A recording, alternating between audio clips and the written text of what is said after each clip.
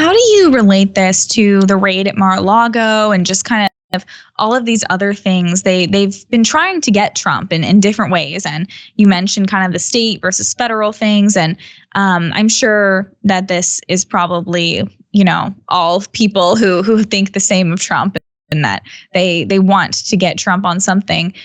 Do you think that this could be because they weren't able to move forward with other charges or other things that they tried to find? Because it seems like them going after him over this Stormy Daniels thing, it's kind of silly.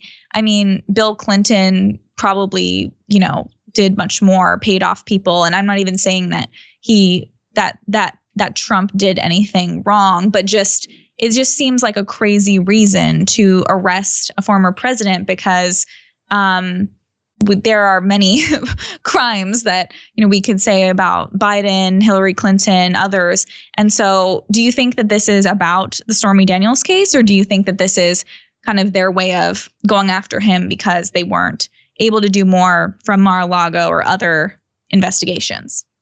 That's exactly what I think it is. It's obviously not about Stormy Daniels. And when you look at the amount of money that's usually involved with high profile people, especially millionaires and billionaires, the amount of money she was given suggests that there was nothing there. It was go away money. I know lawyers who, unfortunately orchestrate deals like this all the time. And this is an extremely small amount of money.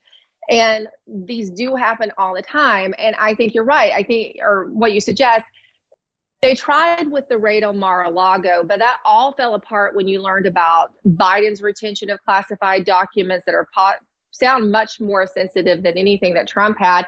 And Biden didn't have the power at the time to declassify. Donald Trump absolutely had executive power to declassify any document he wanted at any time. Then you had also former Vice President Mike Pence, who had these documents. That whole narrative fell apart. And there was really nothing, it sounds like, there in Mar-a-Lago that really built the case for them to go ahead with, though they have that special counsel appointed Jack Smith, who again is digging everywhere he can. He's a very partisan actor.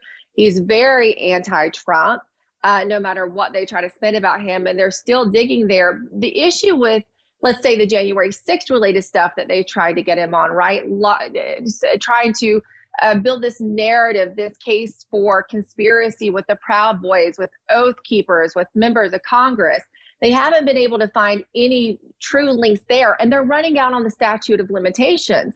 In fact, the Biden DOJ and the FBI plan to arrest hundreds of more people in the next few months, fast and furiously, because the statute of limitations are running out. And they had to be looking at that in regards to Donald Trump as well.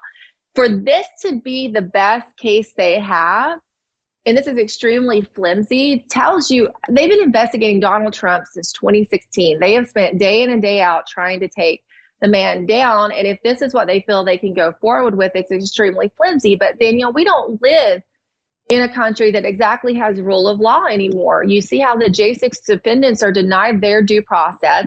In a territory like the districts at Columbia or New York, no one gets a fair trial. So they will push it as hard as they can and it's amazing, right? Because they managed to get him out in 2020.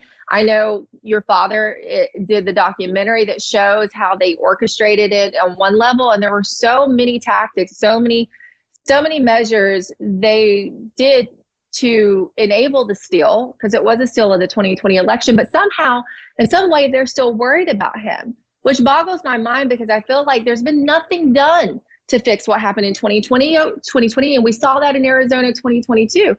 Yet they're still worried that there will be what I called in 2016 a spontaneous outburst of democracy, where they will be so overwhelmed with his supporters again that they can't enact the steal. And I think that's very telling, but they're doing everything they can to prevent it, to the detriment further of our republic.